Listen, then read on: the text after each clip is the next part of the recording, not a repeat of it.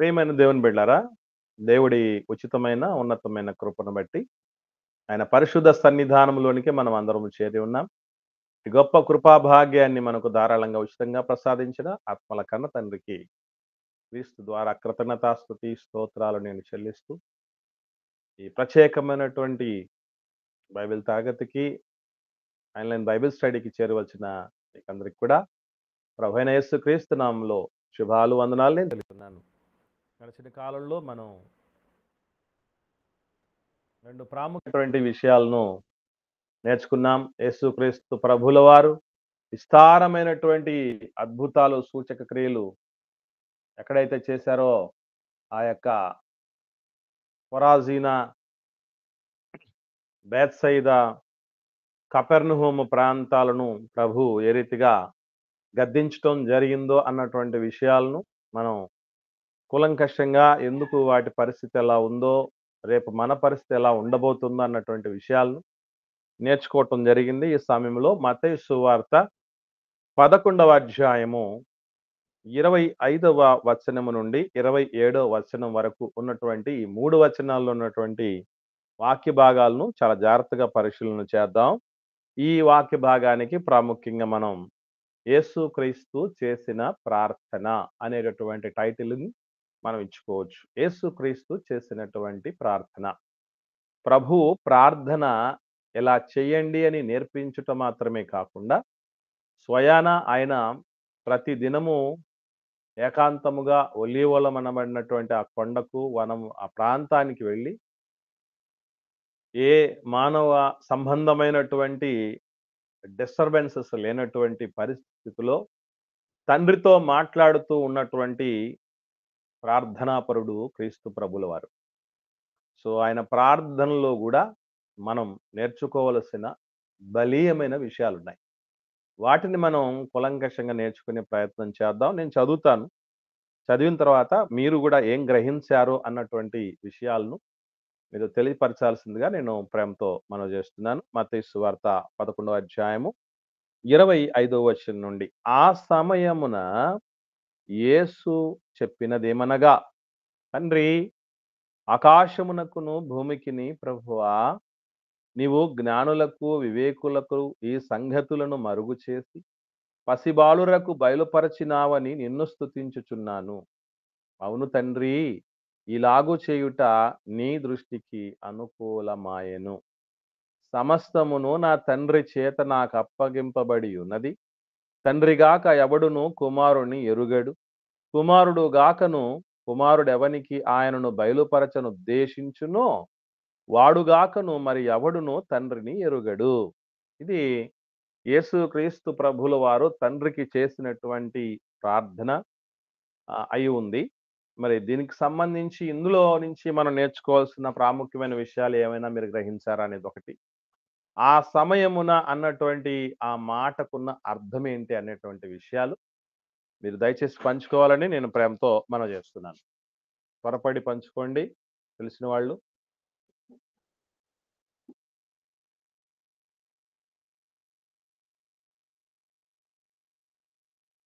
త్వరగా మాట్లాడండి.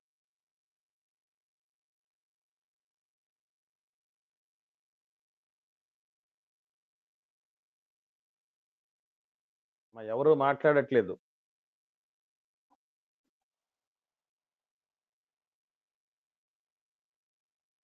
అందరు లైన్లోనే ఉన్నారమ్మా. ఎవరు మాట్లాడట్లేదు. బ్రదర్స్ కానీ సిస్టర్స్ కానీ మీరు లైన్లో ఉన్నారా లేరా?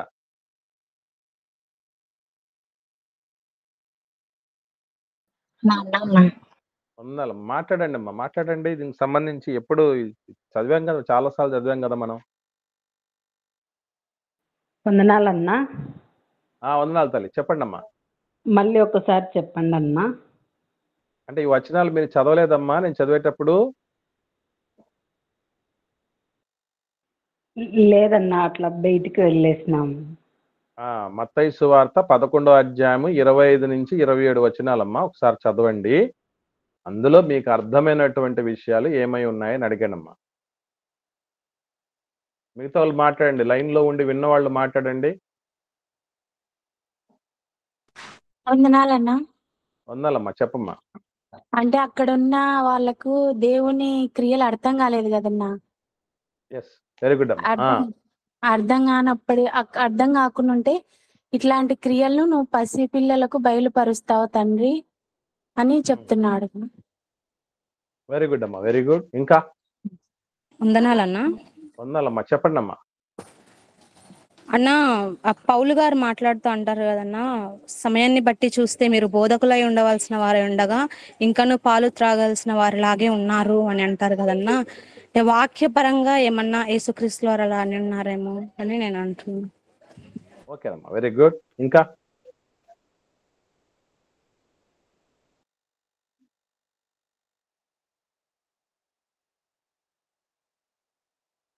వందనాలదా వందనాలమ్మా, నెల్లూరు నుంచి చెప్పండి అమ్మా. నెల్లూరు నుంచి రామ వందనాలు చెప్పేదానికి అన్మీట్ అయ్యానన్నయ్య. రవీంద్ర వందనాలు. Ravindra right right, okay okay, అర్థమైందమ్మా. వందనాలు తల్లి. వందనాలన్నయ్య.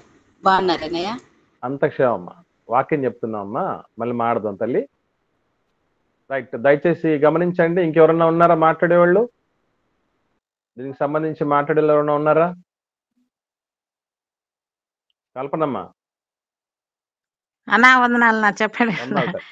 అదేనా చెప్పండమ్మా. మీరు ఊరుకుంటే ఈ రాళ్ళు కేకలేస్తాయి అని చెప్పినారు కదన్నా అప్పుడు యేసుప్రభులు వారు. Yes, అవునమ్మా. అట్లా పసిబాలులకు అదే తెలియజేస్తానని బయలుపరుస్తానని అని ఆ సందర్భం అని అనుకుంటున్నా.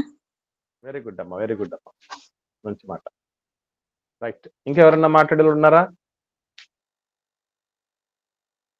సునీత, సురేష్, కుమారి,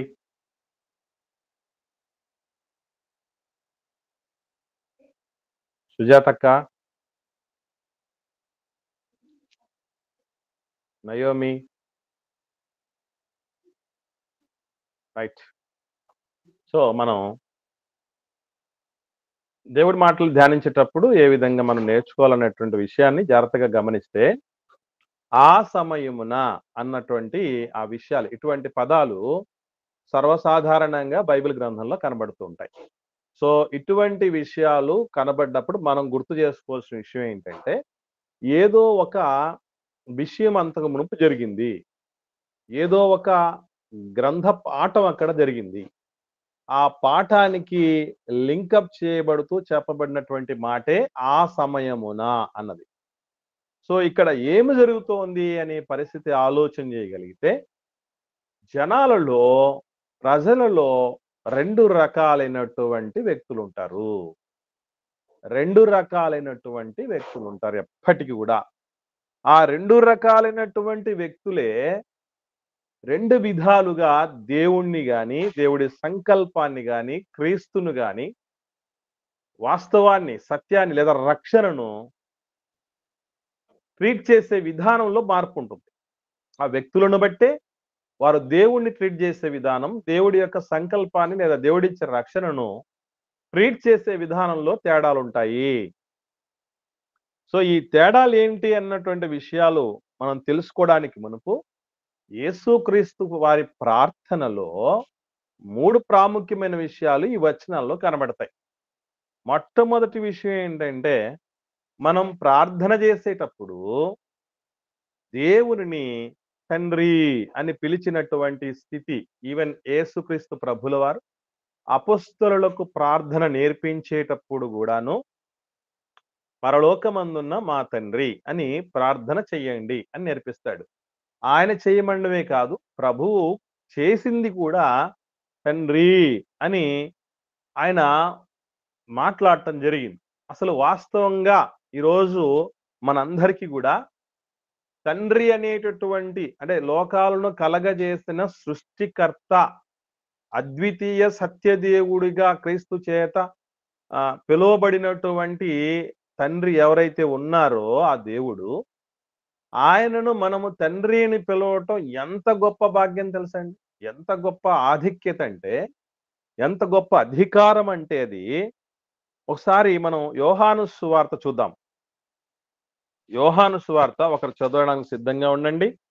5వ అధ్యాయము 15వ వచనం చూద్దాం. యోహాను సువార్త 5వ అధ్యాయము 18వ వచనం చూద్దాం. 18వ వచనం. ఆయన విశ్రాంతి దినాచారము మీరట మాత్రమే గాక దేవుడు తన సొంత తండ్రి అని చెప్పి తన్ను దేవునితో సమానునిగా చేసుకునేను గనుక ఇందు నిమిత్తమును యూదులు ఆయనను చంపవలనని మరీ ఎక్కువగా ప్రయత్నం చేసిరి. చూడండి, దేవుణ్ణి తండ్రి అని పిలవటం అనేటటువంటి ఆ మాటకున్న అర్థం ఎంత గొప్పదంటే, ఈరోజు నిజముగా మనకు అటువంటి అర్హత ఏనాడో మనం కోల్పోయాం. ఆ రోజు తప్పిపోయి తిరిగి వచ్చిన కుమారుడు నీ కుమారుణ్ణి అనిపించుకొనుటకు నేను ఇప్పుడు అధికారం లేనోణ్ణి అని చెప్తాడు చూసారా. అలాంటి అధికారం మనకు ఏమాత్రం లేనోళ్ళం, అటువంటి అర్హత లేనోళ్ళం, అటువంటి భాగ్యం లేనోళ్ళం. కేవలం క్రీస్తుని బట్టి మాత్రమే మనకు ఈ గొప్ప ఆధిక్యత వచ్చింది. తండ్రి అని పిలవటం అంటే అర్థం ఏంటంటే దేవుళ్ళ గుంపు, దైవత్వపు సమూహములోనికి వెళ్ళిపోయినట్టు. ఆ జాతి అంటారు చూసారా, జంతువుల జాతి, పక్షి జాతి, మానవ జాతి అన్నట్టు దైవత్వపు లక్షణాలు కలిగినటువంటి వ్యక్తుల జాబితాలోకి వెళ్ళినట్లు తండ్రి అని పిలవటం, తండ్రితో సమానమైనటువంటి భాగ్యం కలగటం, ఈరోజు తండ్రి అని పిలవటం అన్నటువంటి విషయం మనం అర్థం చేసుకోవాలి. అలాగే ఇక్కడ గుర్తుపెట్టుకోండి, దేవుని కుమారుడు లేదా దేవుని కుమార్తె అనేటటువంటి భాగ్యం ఎంత గొప్పదంటే, ఒక మాట చెప్పబడింది బైబిల్లో, దాన్ని చూద్దాం. ఈరోజు మనం చాలా సింపుల్ గా, దాంట్లో పెద్ద గొప్ప సంగతి ఏం లేదేమో అనుకుంటూ ఉంటాం. కానీ అటు తండ్రి అని దేవుణ్ణి పిలవటము, ఇటు దేవుని బిడ్డ అని పిలిపించుకోవటం కూడా ఎంత అద్భుతమైనటువంటి విషయం అని ఆలోచన చేయగలిగితే, ఒకసారి లూకా సువార్త, గబ్రియేలు దేవదూత మరియమ్మ గారితో మాట్లాడుతూ యేసు ప్రభుల వారి గురించి చెప్తూ ఏమని మాట్లాడుతుందో ఒక్కసారి 31, 32 వచనాలు ఒకరు చదవండి. లూకా సువార్త 1వ అధ్యాయం 31, 32 వచనాలను. ఇదిగో నీవు గర్భము ధరించి కుమారుని కని ఆయనకు యేసు అని పేరు పెట్టుదువు. ఆయన గొప్పవాడై సర్వోన్నతుని కుమారుడు అనబడును.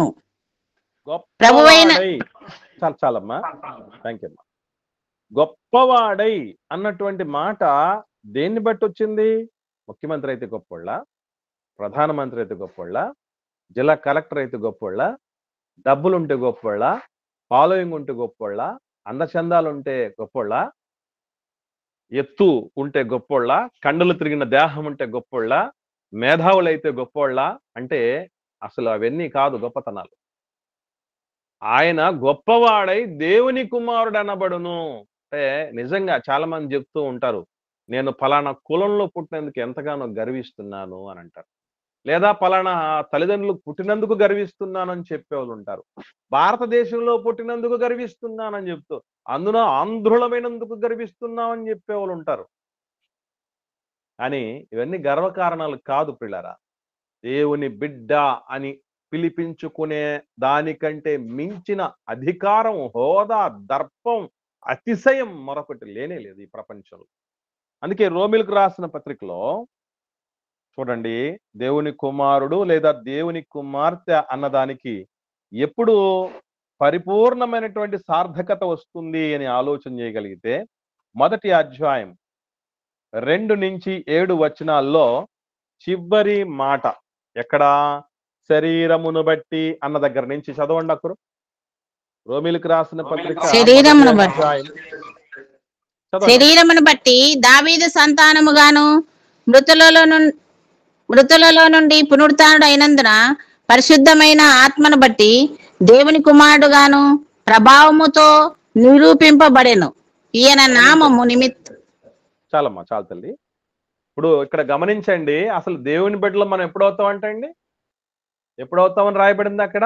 దేవుని బిడ్డలో ఎప్పుడవుతామని రాయబడింది? దేవుని కుమారుడు, దేవుని కుమార్తెని ఎప్పుడవుతామంటండి? చదివినోళ్ళు పునరుత్థానుడైనందున, మృతులలో నుండి పునరుత్థానులమై ఎప్పుడవుతామో అప్పుడు మనం ప్రభావంతో దేవుని బిడ్డ అని నిరూపించబడతాం. అంటే ఇప్పటి వరకు మనం దేవుని బిడ్డలు అని అనుకుంటున్న ఏంటన్నమాట, మనకు విబిఎస్ లాస్ట్ టైం విబిఎస్ జరిగింది మనకు. ఆ, తెలుగు బ్యాప్టిస్ట్ చర్చ్ వాళ్ళని మనం ప్యాకప్ చేసినప్పుడు, ఆ బాధ్యతలు అప్పగించినప్పుడు విబిఎస్ జరిగింది సమ్మర్ హాలిడేస్ లో. మళ్ళీ ఈ నెలాఖరులో జరుగుతుంది అది. అందులో విబిఎస్ దాంట్లో పాట ఉంది, హోలాలా నేను దేవుని బిడ్డని. దేవుని బిడ్డ అని మనం చెప్పుకుంటూ ఉంటాం, మంచిదే, అలా చెప్పుకోవడం ఏం తప్పేం కాదు. కానీ దేవుడి దృష్టిలో లేదా నిజముగా సత్యముగా ఎప్పుడు దేవుని బిడ్డలు అవుతాం అనే ఆలోచన చేయగలిగితే అది ఖచ్చితముగా ఎప్పుడవుతామట, రాయబడింది ఏమని అంటే, మృతులలో నుండి లేపబడినప్పుడట ప్రభావముతో నిరూపించబడతామట. అప్పటి వరకు జస్ట్ దేవుని బిడ్డలం అనేటటువంటి పరిస్థితి. ఒక మాటలో చెప్పాలంటే 10th క్లాస్ ఎగ్జామ్స్ ఎట్లా రాశారా అని 10th క్లాస్ రాసిన పిల్లల్ని లేదా ఇంటర్మీడియట్ రాసిన పిల్లల్ని అడిగితే, ఈ లైన్ లో ఉన్న వాళ్ళు ఎవరైనా 10th క్లాస్ పిల్లలు కలిగినటువంటి వాళ్ళు కానీ, లేదా మన ఎగ్జామ్ రాసినటువంటి పిల్లలు కలిగిన వాళ్ళు, ఇంటర్మీడియట్ అయిపోయినటువంటి పిల్లలు కానీ ఉన్నారా? ఎవరన్నా ఉన్నారండి? ఉన్నా కుమార్ సిస్టర్ కూతురు ఉంది, మా స్వప్నలత కూతురు ఉంది నా. అమ్మ, ఒకసారి స్వప్న గాని కుమారి గాని మీ పిల్లల్ని అడిగారా మీరు ఎట్లా రాశారు ఎగ్జామ్ అని? నా అడిగినాంనా, ఏమని చెప్పారమ్మా వాళ్ళు? బాగా రాసినామన్నా. అంతే, చించేసామంటారు, సూపర్ గా రాసామంటారు. కానీ ఎప్పుడు బయటపడుతుంది అసలు విషయం? రిజల్ట్స్ వచ్చినాకనా. అది మన జీవితాల్లో కూడా మనం దేవుని బిడ్డలో అని చెప్పుకుంటూ బతికినా కూడా, ఈరోజు నేను బతికినా, మీరు బతికినా, ఎవరు బతికినా, రేపు రిజల్ట్ వచ్చే రోజు ఉంటుంది చూసారా? అంటే ఎప్పుడు ఆ రిజల్ట్ వచ్చే రోజు? సమాధులు తెరవబడతాయి చూసారా? సమాధులలో ఉన్న వారందరూ బయటకు వస్తారంటారే, అప్పుడు తెలుస్తుంది ఎవరు దేవుని బిడ్డో, లేకపోతే దేవుని బిడ్డ అనేటువంటి ముసుగులో ఆయన బిడ్డగా బ్రతకకుండా చచ్చారు అన్నటువంటి విషయం అప్పుడు తేలుతుంది. అప్పటిదాకా పిల్లలు ఎట్లయితే ఎగ్జామ్ ఎట్లా రాశారు అంటే, చించేసాం, పొడి చేసాం, నరికేసాం అని రాయలసీమ ఫ్యాక్షనిస్ట్ భాష ఎట్లా చెప్తారో అట్లాగా చెప్పుకుంటాం మనం.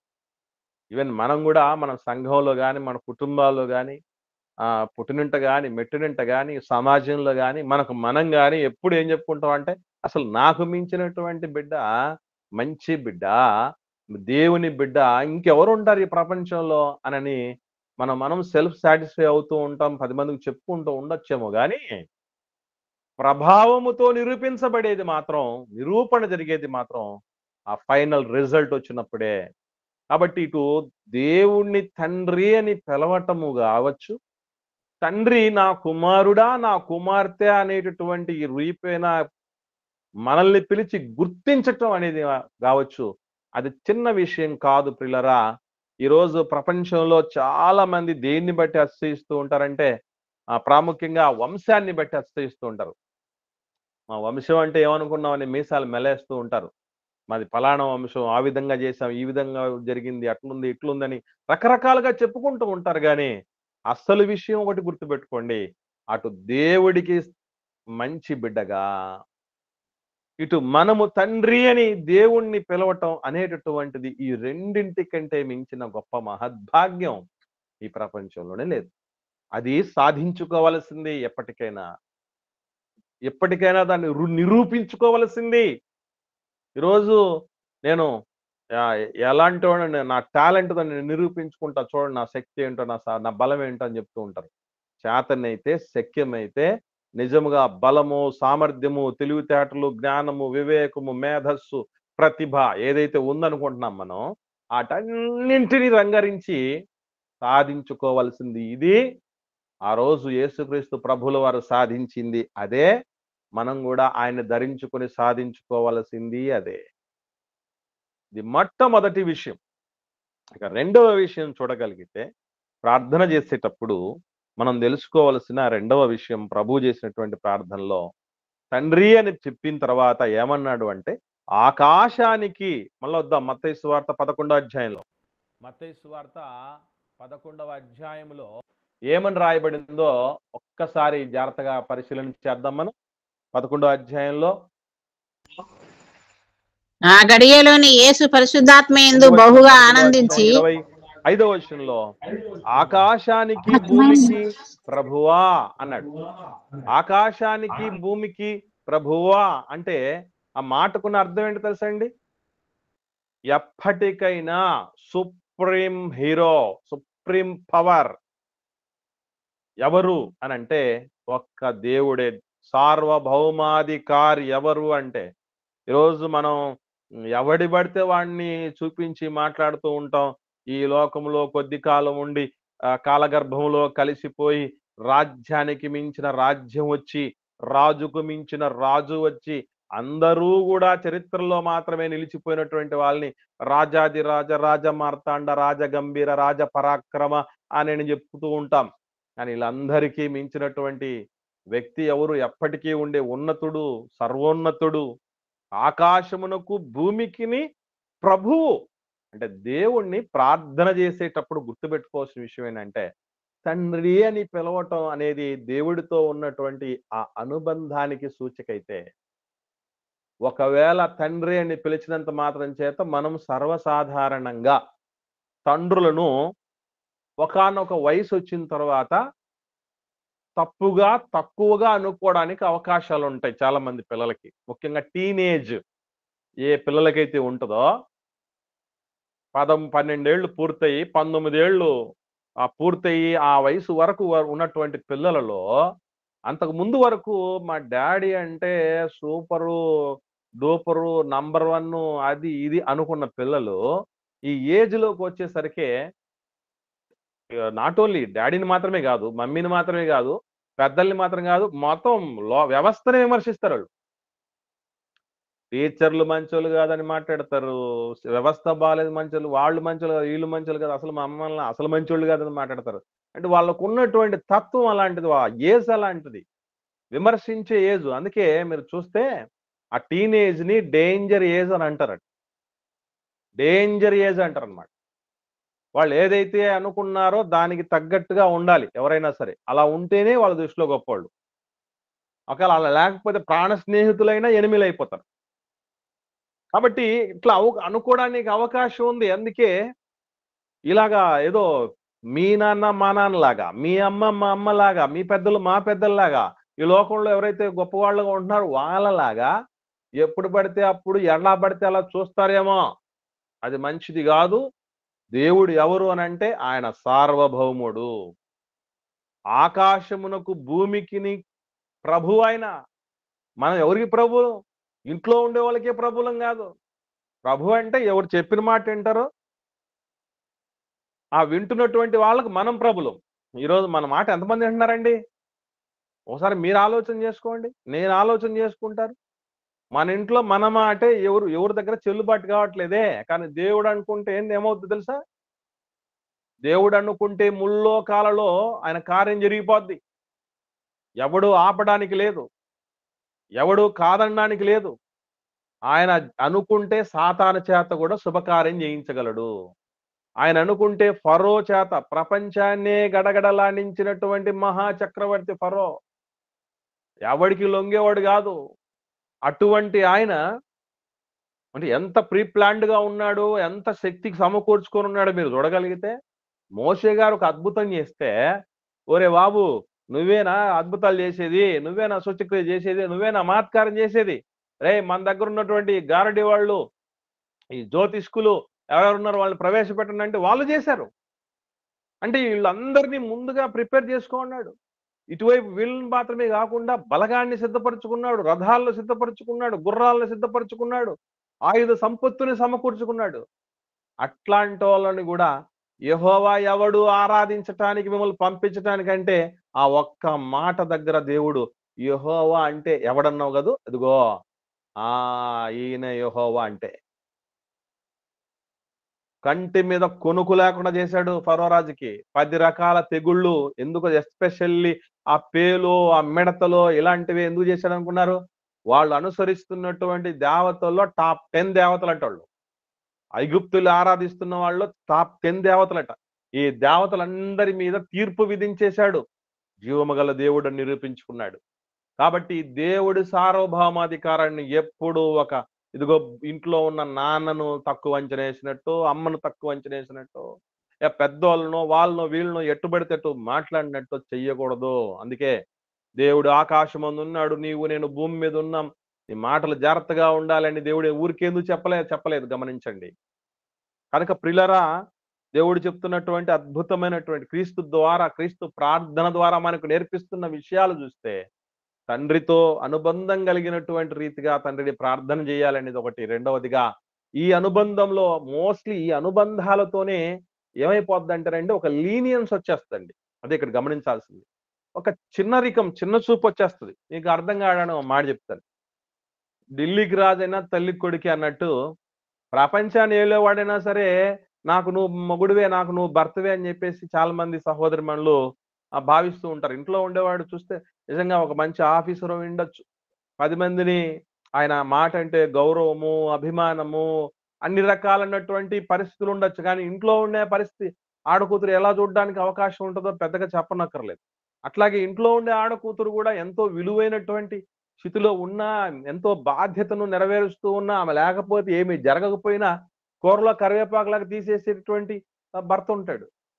ఈవెన్ అమ్మ నాన్నలు కూడా తక్కువగా చూసేటువంటి పిల్లల్ని తక్కువగా చూసేటువంటి అమ్మ నాన్నలు, ఇలాగ ఎన్నో రకాలుగా ఉంటారు. అందుకే మీరు కొన్ని సందర్భాల్లో నేనేం చేస్తానంటే, ఒక పేరు మోసిన డాక్టర్ గారి భార్య ఆమె వచ్చి ఆయన్ని పేరుతో పిలుస్తుంది. అందరూ ఉండగా ఇంట్లో ఉన్నప్పుడే ఎట్లయినా పిలుచుకుంటారు అనుకోండి, దాన్ని ఎవరు ఏం వారించలేరు అనుకోండి.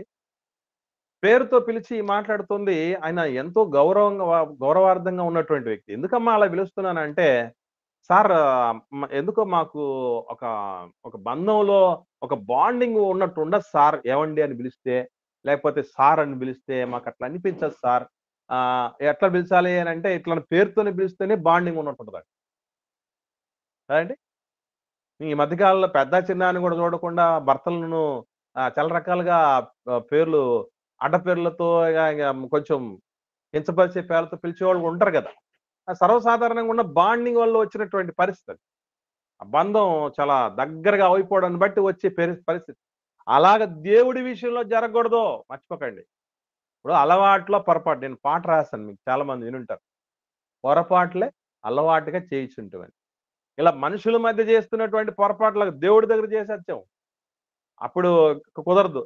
దేవా అంటే దేవుడితో కనెక్టివిటీ బాగుండాలని ఇష్టం వచ్చేట్టు ఈ మధ్యకాలంలో కొందరు భక్తులు, ముఖ్యంగా ఎవరు హైందవ సోదరులు ఉన్న భక్తులు కొంతమంది దేవుణ్ణి తిడతారు. తిట్టడము, ఏరా అనటం, పోరా అనటం, లేవరా అనటం, ఇవి మాట్లాడుతూ ఉంటారు. ఇట్లాంటి కుదరవు జీవము గల దేవుడి దగ్గర. ఆకాశమునకు భూమికిని ప్రభు అయినటువంటి ఆయన మీ వైపు మీరు తిరగండి అని మాట్లాడతాడు పౌలు గారు, బర్నబా గారు కూడా. కాబట్టి ప్రియులరా, ఈ 2 విషయాలను మనస్కరించి జాగ్రత్త వహించాలి. ఎన్ని విషయాలు నేర్పించాడు ప్రభు తండ్రి గురించి. 3వ విషయాన్ని మనం చూడగలిగితే, ఇదిగో మత్తయి సువార్త 11వ అధ్యాయంలో మనం చూడగలిగితే, ఈ ఆకాశమునకు తండ్రి అని పిలిచి తర్వాత ఆకాశమునకు భూమికిని ప్రభువా అన్న తర్వాత, నీవు జ్ఞానులకు వివేకులకు ఈ సంగతులను మరుగు చేసి పసిబాలురకు బయలుపరచినావని నిన్ను స్తుతించుచున్నాను.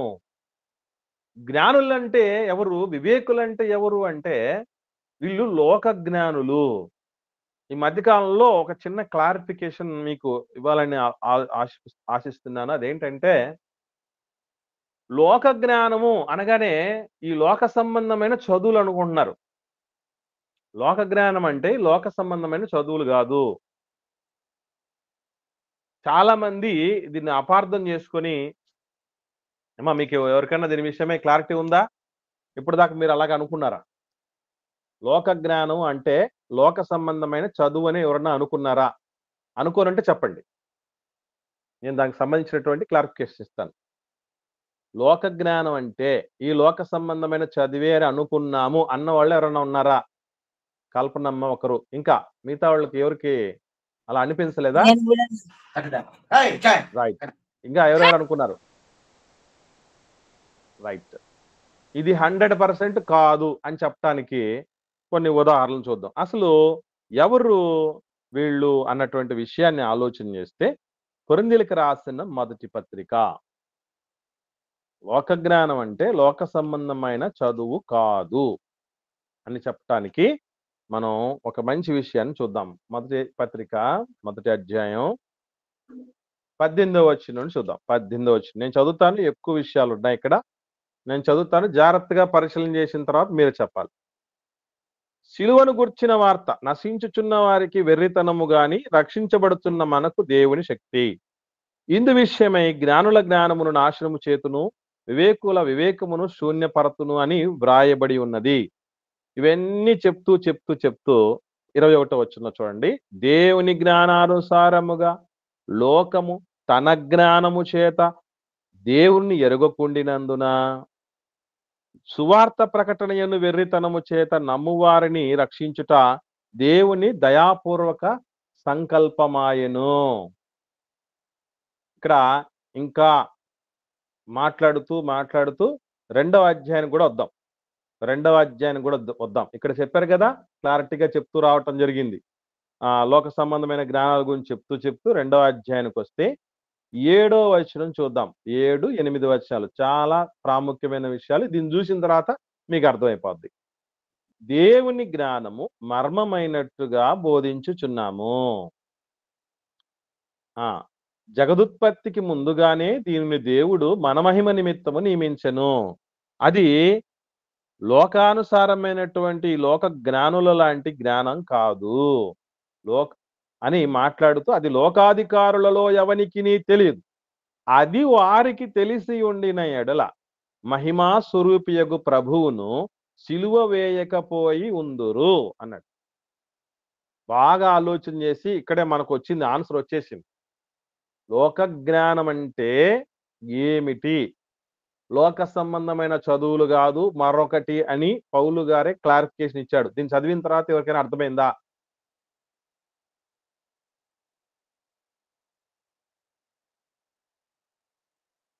దీన్ని చదివిన తర్వాత ఎవరికైనా ఏమైనా అర్థమైందా? అర్థం కాలేదన్నా.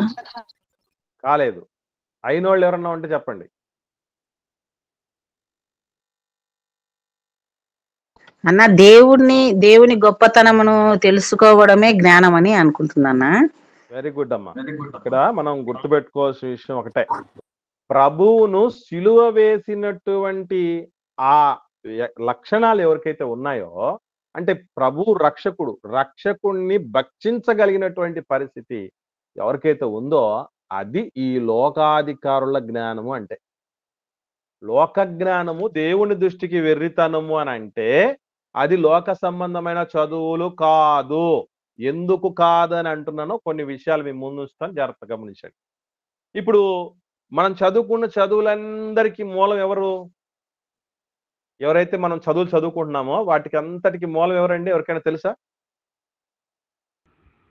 శరీర సంబంధమైన తండ్రి, పేరెంట్స్. అది కాదు సిస్టర్. ఇప్పుడు మనం చదువుకున్న చదువులందరికీ అన్నిటికీ మూలం ఏంటంటే, అంటే మన సిలబస్ ఏదైతే నేర్చుకుంటున్నామో చదువుల్లో, ఆ సిలబస్ ఎవరి నుంచి వచ్చింది? అది నేను అడుగుతున్నది. మనుషుల నుంచి వచ్చింది. మనుషులు అంటే పేర్లమ్మా, సైంటిస్టుల నుంచి వచ్చింది, శాస్త్రవేత్తల నుంచి వచ్చినది. మరి శాస్త్రవేత్తలు ఎక్కడి నుంచి తెచ్చుకున్నారు? శాస్త్రవేత్తలు ఎక్కడి నుంచి తెచ్చుకున్నారు? ప్రకృతి నుంచి తెచ్చుకున్నారు. ప్రకృతి ఎవరి వల్ల కలిగింది? దేవుడి మాట వల్ల కలిగింది. దేవుడి మాట వల్ల కలిగిన ప్రకృతి వలన కలిగినటువంటి సైంటిస్టులకు జ్ఞానం, సైంటిస్టుల జ్ఞానం నుంచి వచ్చినవి పుస్తకాల్లో నుంచి మనం చదువుకుంటూ ఉంటే ఇది వెర్రి అవుతుందా? చెప్పండి. అది వెర్రి అవుతుందా? మీకు అర్థమైందా విషయం? ఇప్పుడు ఏది అసలు వెర్రి అంటే రక్షణను దూరం చేసుకోవటమే వెర్రి, క్రీస్తుని అంగీకరించకపోవటమే వెర్రి. అదే నశించుచున్న వారికి వెరితనముగా ఉంటుంది. వెరితనము. అది వెరీ గుడ్ అమ్మా. నశిస్తున్న వాళ్ళకి వెరితనం అంటే ఎవరికి వెరితనం? ఇది వెర్రంటే ఎవరు అంటే ఏదైతే రక్షణ ఉందో, దేవుడి వల్ల అయితే రక్షణ ఉందో ఆ రక్షణను అర్థం చేసుకోలేకపోవటం లోకాధికారుల జ్ఞానము. ఇకపోతే ఒకవేళ బాగా ఆలోచన చేయండి, యేసు ప్రభు శిష్యుల్లో లోక సంబంధంగా బాగా చదువుకున్న వాళ్ళు ఎవరన్నా ఉన్నట్టు మీరు ఏమైనా గుర్తించారా? పౌలు గారినా? వెరీ గుడ్ అమ్మ. పౌలు గారు ఎంత చదువుకున్నారంటే మనకు తెలుసు. ఇంకా ఇంకొక ఆయన ఉన్నాడు, లూకా గారినా? వెరీ గుడ్, వైద్యుడైన లూకా గారు. ఏమో వైద్యుడు అయ్యాడంటే ఇప్పుడు లోక సంబంధమైన జ్ఞానం ఉందా లేదా? నిజంగా అదే గనక దేవుడి దృష్టికి వెరుతాను అనుకుని ఉంటే లూకా తెలుసుకోకూడదు కదా? చెప్పండి, లూకా తెలుసుకోవచ్చా ప్రభుని గురించి? సరే పోని వదిలేద్దాం. ఇప్పుడు నేనెవరిని? లోక సంబంధంగా ఎవరినండి? టీచర్ని. లోక సంబంధంగా ఉన్నటువంటి టీచర్ని అంటే లోక జ్ఞానం కలిగినోడిని. లోక జ్ఞానం కలిగినోడిని దేవుడి గురించినటువంటి వార్త వెరితనంగా ఉండాలి కదా నాకు. మరి నేనెందుకు ప్రభు పాదాక్రాంతుని కావటం జరిగింది? ఆయన దాసుని ఎందుకు కావటం జరిగింది? రక్షణ ఎందుకు పొందుకోవడం జరిగింది? అనేకులు రక్షణ వైపు నడిపించటం అనేది ఎలా జరిగింది అనుకుంటున్నారు? అంటే లోక సంబంధమైన చదువులు చదవటం అనేది తప్పు కాదు. లోక సంబంధమైనటువంటి అధికారాల్లో, అంటే అధికారం మీన్స్ ఈరోజు అంటే రాజకీయ అధికారాలు తప్ప, మళ్ళీ చెప్తున్నా, రాజకీయ అధికారాలు తప్ప దేవుని భక్తులైన నీతిమంతుల జాబితాలో ఉన్న వాళ్ళల్లో మీరు బాగా గమనించగలిగితే, ఎస్పెషల్లీ పాత నిబంధనలో ఎవరైనా రాచరికపు పరిస్థితులు కలిగి ఉన్నారేమో కానీ, కొత్త నిబంధనలో భక్తులుగా నీతిమంతులుగా ఉన్న వాళ్ళు ప్రభుత్వంలో అధికారులుగా ఉన్నారు. అది వేరు. అంటే వాళ్ళను అఫీషియల్స్ అంటారు, గవర్నమెంట్ అఫీషియల్స్ అంటారు. రాజకీయ నాయకులు కాదు, మళ్ళీ పొలిటికల్ లీడర్స్ కాదు. అది వేరు, ఇది వేరు. అంటే మనం కలెక్టర్ అవటము, ఎంఈఓ అవటము, ఎంఆర్ఓ అవటము, టీచర్ అవటము, న్యాయవాది అవటము, న్యాయమూర్తి అవటము, ఇంజనీర్ అవటము, ఉద్యోగస్తులు అవటమో, ఇది ఏమాత్రం వెర్రితనమైంది కాదు. అది ఏమన్నా మైండ్లో ఉంటే తీసేసుకోండి. ఇక్కడ దేవుడు చెప్తున్నటువంటి మాట ఏంటంటే, ఇక్కడ కూడా అదే, యేసు ప్రభు చెప్తున్న మాటకు ఉన్నటువంటి అర్థం కూడా అదే. జ్ఞానులు అంటే ఏ జ్ఞానులు? ప్రభువును ఎరుగని జ్ఞానులు. అర్థమవుతుందా? పసిబాలురు అంటే ఏ పసిబాలురు? వాళ్ళు చదువు లేని వాళ్ళని కాదు అర్థం, చదువు సంధ్య లేనోళ్ళు కాదని అర్థం. దాని అర్థం ఏంటంటే, యేసుక్రీస్తు ప్రభుల వారు 18వ అధ్యాయంకి వద్దాం, ఇంకా క్లారిటీగా ఉంటుంది. 18వ అధ్యాయం మొదటి 4 వచనాలు చూద్దాం. మత్తయి సువార్తలోని, మత్తయి సువార్త 18వ అధ్యాయము. ఒకవేళ ఆ విధంగా అనుకొని ఎవరన్నా మీరు ఈ లోక సంబంధమైనటువంటి చదువులు వెరుతనం రా, అదిరా, ఇదిరా అని చెప్పి ఎవరు మాట్లాడకూడదు. తెలియని వాళ్ళు మాట్లాడిన మాటలు అవన్నీ తీసేసుకోండి మైండ్లో నుంచి ఉంటే. నేను కూడా ఒకనాడు ఇది వెర్రి కదా, ఈ వెర్రి చదువు నేను ఎందుకు చెప్పటం, ఉద్యోగం మానేస్తే పోలా అన్నటువంటి ఆలోచన చేయటం జరిగింది. రాంగ్గా గైడ్ చేస్తారు కొంతమంది. ఓకే, మీకు ఏమైనా దీని విషయం ఇంకా డౌట్స్ ఉంటే మళ్ళీ క్లారిఫై చేసుకోండి, ఏదన్నా మైండ్లో పెట్టుకోకండి. 18వ అధ్యాయం మత్తయి సువార్త మొదటి వచనం నుండి చూడగలిగితే 4వ వచనం వరకు నేను చదువుతాను. ఆ కాలమున శిష్యులు యేసునందుకు వచ్చి, పరలోక రాజ్యంలో ఎవరు గొప్పవాడని అడుగ్గా, ఆయన ఒక చిన్న బిడ్డను తన యొద్దకు పిలిచి వారి యొద్ద నిలబెట్టి ఇట్లనను, మీరు మార్పు నుండి బిడ్డల వంటి వారైతేనే గాని పరలోక రాజ్యంలో ప్రవేశింపరని మీతో నిశ్చయంగా చెప్పుచున్నాను. కాగా ఈ బిడ్డ వలె తన్ను తాను తగ్గించుకొని వాడెవడో వాడు లూకాలాగా వైద్యుడు కావచ్చు, పేతురు గారిలాగా, యోహాన్ గారిలాగా, అంద్రేయ గారిలాగా, యాకోబు గారిలాగా చేపలు పట్టుకునేవాడు కావచ్చు, సుంకపు మెట్టునద్ద నుండి సుంకం వసూలు చేస్తున్నాయంటే వాళ్ళు చదువు సంధి లేని వాళ్ళు ఉంటారా? ఎంత తెలిసి ఉండాలి ఆ సిస్టమ్ గురించి. వాడు సుంకపు గుర్తుదారుడు జక్కయ్య ఉన్నాడు, అమ్మ మామూలు అనుకుంటున్నారా?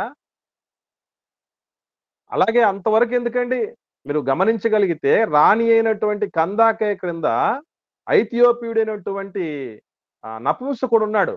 ఆయన ధనాగారం అంతటి మీద అధికారట. ఆయన ఎట్లా మారాడంటారు? లోక సంబంధమైన జ్ఞానం వెర్రైతే. వెర్రి అనేది దేన్ని అనాలి అంటే, దేవుణ్ణి ఎరుగనటువంటి వ్యక్తులే వెర్రోళ్ళు. క్రీస్తు రక్షణకు దూరమైనటువంటి వాళ్ళు వెర్రోళ్ళు, వాళ్ళు ఎంతటోళ్ళైనా కావచ్చు. అది ప్రభువు చెప్తున్నటువంటి విషయం ఇక్కడ. కాబట్టి తన్ను తాను తగ్గించుకుని వాడెవడో వాడే పరలోక రాజ్యంలో గొప్పోడు. ఆత్మ విషయమై దీనులైన వారు ధన్యులు, వారు పరలోక రాజ్యం వారిది అని చెప్తాడే కొండ మీద ప్రసంగంలో ప్రభు. దీనత్వం అంటే ఏంటి అర్థం? తగ్గింపు స్వభావం కలిగినటువంటి వాడు. వాళ్ళల్లో ఎవడైనా సరే ఆ తగ్గింపుకొచ్చి రక్షణను స్వీకరిస్తాడో వాళ్ళకే. ప్రభు అంటాడు, మీలో ఎవరైనా లోక సంబంధమైనటువంటి గొప్పవాళ్ళు, గనులు, వీళ్ళందరి లాంటి వాళ్ళు ఏర్పాటు చేయలేదయ్యా. గనులను సిగ్గుపరచటానికి లోకంలో ఉన్నటువంటి దీనులను దేవుడు లేవనెత్తాడు అని మాట్లాడతాడు. కాబట్టి ఎవరైతే దేవుని ఎరుగనటువంటి పరిస్థితుల్లో ఉంటారో వాళ్ళే లోకాధికారులు. ఎవరైతే క్రీస్తు రక్షణను తృణీకరిస్తారో వాళ్ళు లోకాధికారులు, వాళ్ళు వెర్రోళ్ళు అనేది మర్చిపోకండి. మీలో ఎవరైనా లోక సంబంధమైన చదువులు అంతవరకు ఎందుకండి, చాలా మంది మాలంటోళ్ళు దేవుడు వాక్యం చెప్పడానికి బయట ప్రాంతాలకు ఎన్నోసార్లు పోయినప్పుడు అనే మంచి మాట ఏంటి తెలుసండి? అన్న మీరు మాట్లాడితే చాలా బాగా అర్థం అవుద్ది, ఎందుకంటే ఎంతైనా మాస్టర్ కదా అంటారు. ఎంతైనా మాస్టర్ కదా. మీలో కూడా చాలా మందికి అలా అనిపించి ఉంటుంది. మీకు ఎవరికైనా అనిపించింది అట్లాగా? మీలో ఎవరికైనా ఎట్లయినా మాస్టర్ కాబట్టి బాగా చెప్తారు అన్నటువంటి అనిపించింది ఎవరికైనా? నేను ఎన్నోసార్లు అన్నా అన్న. అమ్మే అని ఉంటది ఎన్నోసార్లు. ఎందుకు అట్లాగంటే లోక సంబంధమైన చదువే వెర్రైతే, లోక సంబంధమైన మాస్టర్ ఒకటి వెర్రితనం అయితే అది ఎట్లా ప్లస్ అవుద్ది దీనికి? కాబట్టి చదువులు వెర్రి కాదు. ఎంత ఎక్కువ చదువుకుంటే అంత ఎక్కువగా దేవుడి మాటలు బాగా అర్థం అవుతాయి, అది కూడా ప్లస్ అవుతాయి. కాకపోతే మనకు వచ్చిన ప్రాబ్లం ఎక్కడంటే ఈ చదివే క్రమంలో దేవుణ్ణి మర్చిపోకూడదు, పరిచర్య సేవని మర్చిపోకూడదు. అది తప్పు. చదవండి. ఎందుకు చదవాలి? మీరు బైబిల్ బాగా అర్థం చేసుకోవడానికి చదవాలని చెప్పాలి. పిల్లలకు నేర్పించేటప్పుడు ఇంగ్లీష్ బాగా నేర్చుకో, ఎందుకంటే ఇంగ్లీష్ బైబిల్ నేర్చుకోవాలి. ఇంగ్లీష్లో దేవుడి మాటలు అందించాలి, ఇంగ్లీష్లో దేవుని పిల్లలను ఎదిగించాలి. హిందీ బైబిల్ నేర్చుకో, తెలుగు బైబిల్ నేర్చుకో, తెలుగు గ్రామర్ బాగా నేర్చుకో, ఎందుకంటే బైబిల్లో ఉన్న గ్రామర్ నాకు అర్థం కావాలి, అది తెలుసుకోవాలన్నటువంటి ఉద్దేశంతో నేర్పించండి, అది మంచిది. అంతేగాని ఈ లోకంలో మళ్ళీ ర్యాంకులు పంటలు పండించాలనేది కాదు, దేవుడి పంట పండించాలా. నా కళ పండించండి, ఏదో పలానా స్కూల్లో నేను ర్యాంకర్ని అవ్వాలనుకున్నాను, కుదరలేదు. పలానా కాలేజీలో ర్యాంక్ తెచ్చుకోవాలనుకున్నాను, కుదరలేదు. పలానా ఉద్యోగంలో ర్యాంక్ తెచ్చుకోవాలనుకున్నాను, నా వల్ల కాలేదు. మీరన్నా అది సాధించి పెట్టండి అనే పరిస్థితులు రుద్దకండి పిల్లల మీద. అది కాదు మంచిది. ఏది మంచిది?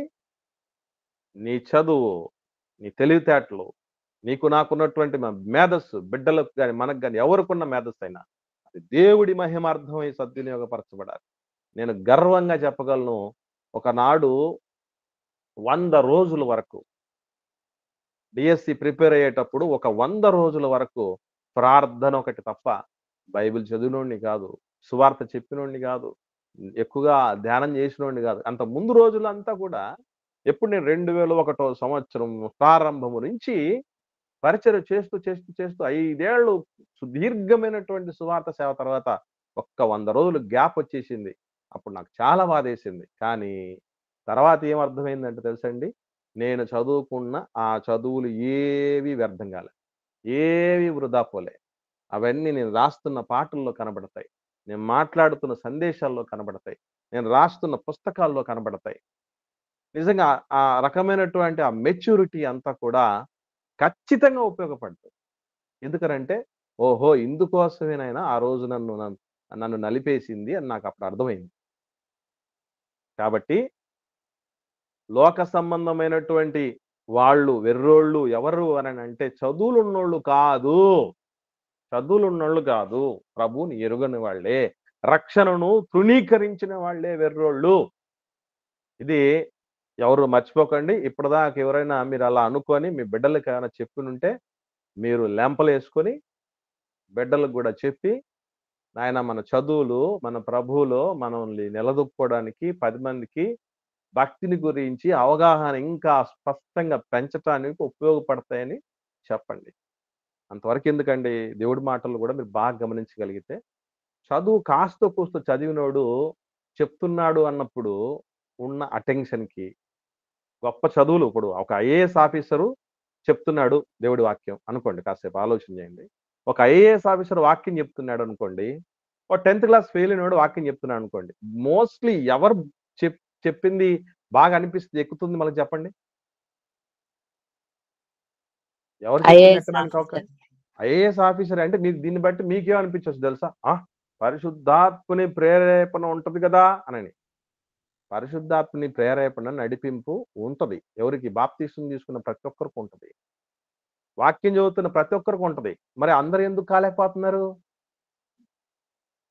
అందరూ ఎందుకు షైన్ కాలేకపోతున్నారు? అందరూ ఎందుకు అంత చక్కనైనటువంటి రీతిలో అందించలేకపోతున్నారంటే, మనది కూడా తోడవుతది. ఇంకా బాగా అర్థం కావడం మాట చెప్తాను.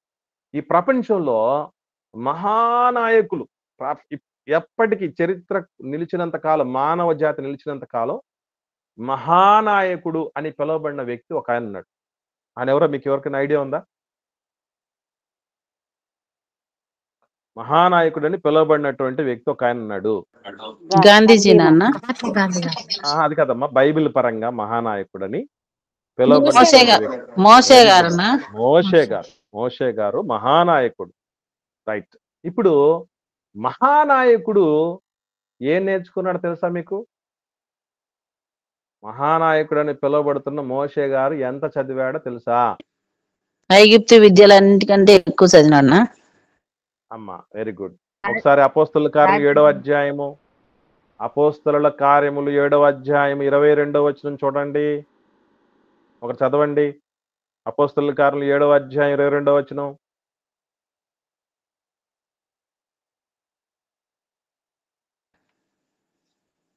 మోసే ఐగుప్తీయుల సకల విద్యను అభ్యసించి మాటల యందును కార్యముల యందును ప్రవీణుడై ఉండెను. చూడండి, అసలు మీకు విషయం తెలుసా అండి? ఈ ప్రపంచంలో ఇది పెద్ద, ఇప్పటికీ అరుదైన రికార్డు తెలుసా మీకు? మోషే గారట దేశంలో ఉన్న విద్యలన్నీ అభ్యసించాడు.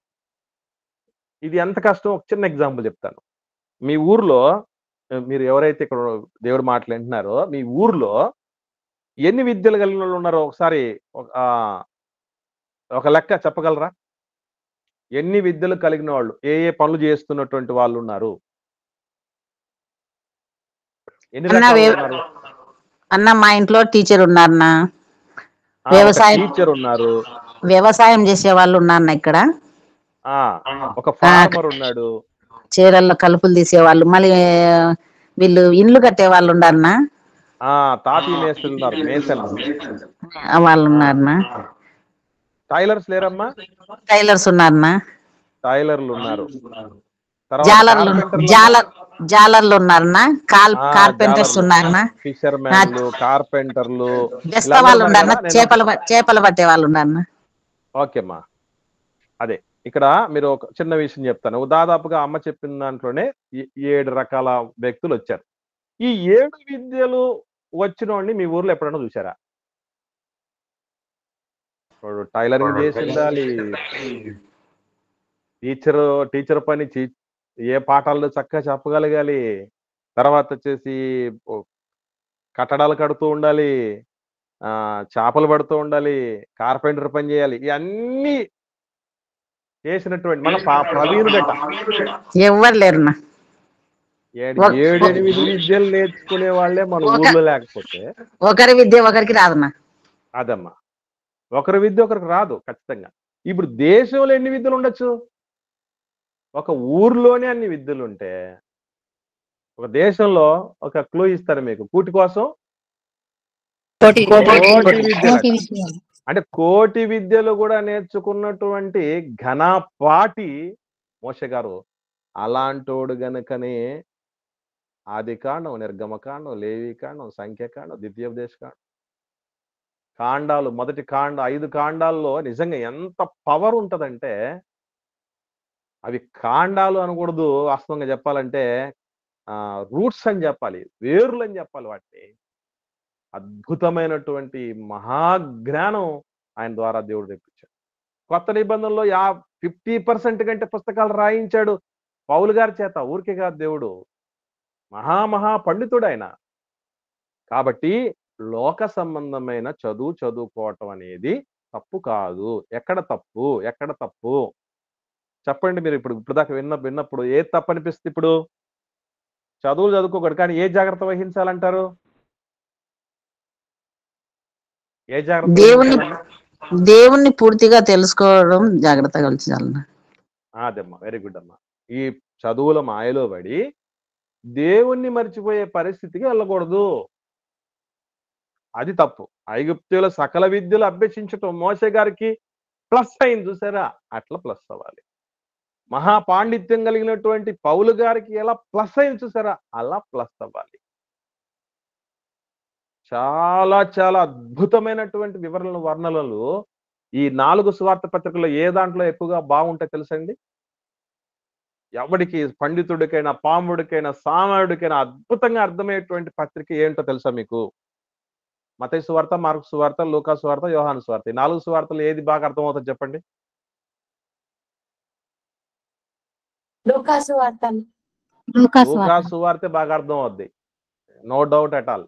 ఎందుకంటే నిజంగా ఎక్కడి నుంచి అంటే యేసు ప్రభు జనన పూర్వ పరిస్థితులను, బాప్తిస్మ యోహాను గారి జనన పూర్వ పరిస్థితులను, ఆయన బాల్యపు పరిస్థితులను, ఆ తర్వాత యవన ప్రయాణాలు చేసిన పరిస్థితులు అన్ని టోటల్ ఎంత చక్కగా పూసగుచ్చినట్టు చెప్పబడతాయంటే కారణం నలుగురిలో ప్రేరణ ఉంది, ఆత్మ ప్రేరణ ఉంది, కాదనలా. కాకపోతే లూకా గారికి చదువు ఉంది. చదువు వలన కూడా ఇదిగో అలాగా దేవుడి అయితే చదువు దేవుడి మహిమ కోసం ఉపయోగించబడాలి. అలా ఉపయోగించబడకపోతే వేస్ట్, అది వృధా. ఏదో మాట చెప్తూ ఉంటారు, అద్భుతమైనటువంటి మాట. Everything minus Jesus is equal to nothing. విన్నారా ఇది? ఈ ఈక్వేషన్ తెలుసా మీకు ఎవరికైనా? Everything minus Jesus is equal to nothing. కానీ nothing plus Jesus is equal to everything. తెలుసమ్మా ఇది ఎవరికైనా?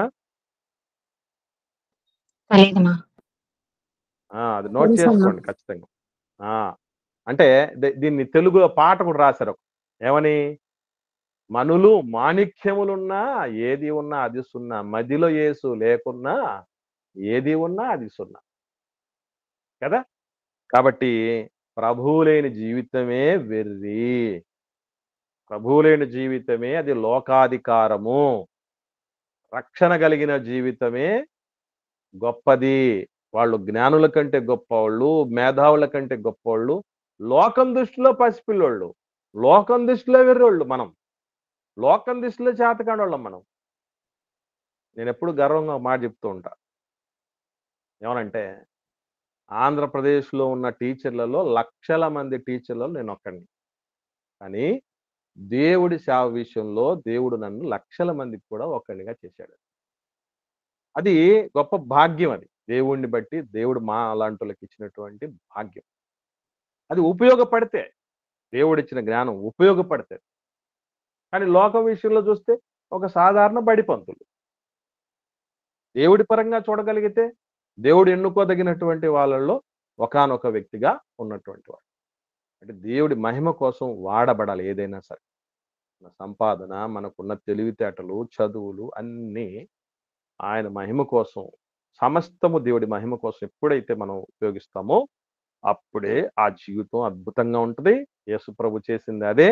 అవును తండ్రి, అలాగూ చేయుట నీకు ఇష్టమైంది. దీనిలను దుర్మార్గులను ఎదిరిస్తాడు, గర్విష్ఠులను ఎదిరించి దీనిలకు కృప అనుగ్రహిస్తాడు అని చెప్తాడు దేవుడు. ఆ గర్విష్ఠుడు ఎవడంటే దేవుడు కాదనుకున్నాడు. కాబట్టి ప్రియులారా, తండ్రిని గురించి పరిపూర్ణంగా ప్రభువు మాత్రమే బయలుపరిచినవాడు. తండ్రి రొమ్మున ఆనుకుని ఉన్న క్రీస్తే బయలుపరిచాడు. ఎలా బయలుపరిచాడు? తన బ్రతుకు ద్వారా, తన బోధల ద్వారా బయలుపరిచాడు. తండ్రిని మాకు కనబరచు అని మాట్లాడితే శిష్యుడు, ఇన్నాళ్ళుగా నన్ను చూస్తున్నావు, తండ్రి అర్థం కాలేదా? నేను తండ్రిని చూపిస్తున్నాను నాలో, నా బోధనలో నీకు అర్థం కాలేదా తండ్రి అంటే ఏంటి? దేవుడి మనస్తత్వం ఎలాంటిదంటే తగ్గింపుతో, ఆయనకు విధేయతతో లోబడి జీవించినటువంటి జీవితం ఎంతో ఉన్నతంగా దేవుడు తీర్చిదిద్దుతాడు. అదే క్రీస్తును చూసినా, అపోస్తలును చూసినా, పౌలు గారిని చూసినా, మోషే గారిని చూసినా మనకు అర్థం కావాల్సింది. మనం కూడా మెట్టుకు పసిబాలురంలాగా దేవుడి సన్నిధిలో నిజంగా దేవుని చిన్నపిల్లలకు ఉన్న లక్షణం ఏంటంటే, ఇక్కడ దేవుడి వాక్యం వింటున్నటువంటి వాళ్ళలో నాకంటే పెద్దవాళ్ళు చాలా మంది ఉన్నారు వయసు రీత్యా. తల్లి, తండ్రి స్థానంలో ఉన్నోళ్ళున్నారు. కానీ ఎప్పుడైనా బైబిల్ చదువుతున్నప్పుడు డౌట్ వస్తే చిన్న పిల్లలు అడిగినట్టు అడుగుతారు. ఏం సిగ్గుపడరు. కారణం ఏంటి అంటే అట్లాంటి వాళ్ళని దేవుడు ఇష్టపడతాడు. మేము కూడా అలాగే నేర్చుకున్నాడు. మేము కూడా అలా నేర్చుకున్నాం. ఈ మాట అడిగితే ఏమనుకుంటారో, ఈ మాత్రం కూడా తెలియకుండా ఇంతటోళ్ళు ఎందుకయ్యారని అనుకుంటారేమో అని పెద్దోళ్ళు అయితేనే అనుకుంటారు. కానీ చిన్నపిల్లల మనస్తత్వం ఉన్నోళ్ళు ఎవడేమనుకుంటే నాకేముంది. చిన్న బిడ్డ ఉంది. మేము దాదాపుగా ఒక 20 సంవత్సరాల క్రితం జరిగిన ఒక ఇన్సిడెంట్ మీకు చెప్పి నేను ముగించేస్తా. మానవ బాంబులతో, కారు బాంబులతో మనిషిని చంపి దేవుని సేవని చెప్పే కాలం వచ్చింది అనే ఒక పాట మంచి గొప్ప సేవకుడు జాన్సన్ విక్టర్ గారు అని ఆయన రాయటం జరిగింది. ఆ పాటని రిలీజ్ అయినటువంటి తొలినాళ్ళలోనే ఒక చిన్న బిడ్డ, దానికి 10 ఏళ్ళు కూడా లేవు అప్పుడు, అది పాట మైక్ తీసుకునింది. పాట సరిగా నేర్చుకోలేదు బిడ్డ. మానవ బాంబులతో, తాడు బాంబులతో అని మొదలుపెట్టింది. కిందున్న వాళ్ళందరూ పక్క నవ్వుతున్నారు. నవ్వుతూ ఉన్నా కూడా అస్సలేం పట్టించుకోలేదండి. ఏదైతే తనకు వచ్చిందో ఆ వచ్చిన దాంతోనే అలాగే పాడుతుంది. ఎందుకంటే అది పసిబిడ్డకున్న మనస్తత్వం. అదే స్థానంలో మనలాంటి వాళ్ళు ఉన్నారనుకోండి, నన్ను అంటారా జీవితంలో పాడనిక ఎవరికి నష్టం. ప్రార్థన చేస్తే ఎవరన్నా అంటే నన్ను అంటారా, నేను అసలు జీవితంలో ప్రార్థన చేయను. చర్చిలో ఏదన్నా సరిగ్గా చక్కగా చేయలేదంటే ఏంది ఎట్లైనా చేసేది ఎవరన్నా మాట్లాడితే నన్ను అంటారా, నేను చర్చికి రా. అది చిన్న బిడ్డల మనస్తత్వం కాదు. వాళ్ళు స్వచ్ఛమైన మనస్తత్వం కలిగిన వాళ్ళు. ఎవరో అన్నారు, పిల్లలు దేవుడు చల్లని వారు, కళ్ళ కపటం ఎరుగని కరుణామయులు. అటువంటి దేవుని లాంటి మనస్తత్వం, దేవుడికి దగ్గరైన మనస్తత్వం బిడ్డల మనస్తత్వం. అటువంటి మనస్తత్వం మనలో ఉండగలగాలి. అదే పసిబాలురు అంటే. పసిబాలురు అంటే చిన్న పిల్లలని కాదు. ఎవరైతే ప్రభువుకు లోబడి జీవించగలుగుతారో, దేవుడి సన్నిధిలో చిన్న బిడ్డల్లాగా లోబడిపోయి మనం నేర్చుకోవడానికి సిద్ధపడతామో, తగ్గింపు కలిగి ఉంటామో, అది దేవుడికి నచ్చిన గొప్ప వ్యక్తిత్వం కలిగినటువంటి జీవితాలు. అటు జీవితాలు మనందరం పొందుకోవటానికి సిద్ధపడదుము గాక. ప్రభు చేసిన ప్రార్థనలో ఇన్ని గొప్ప పరమార్థాలను మనకు తెలియపరిచిన మన కన్న తండ్రికి నేను మనసారా స్తుతిస్తూ నా మాటలు ముగిస్తున్నాను. మీలో ఒకరు ప్రార్థన చేయండి. ఆశీర్వాదంతో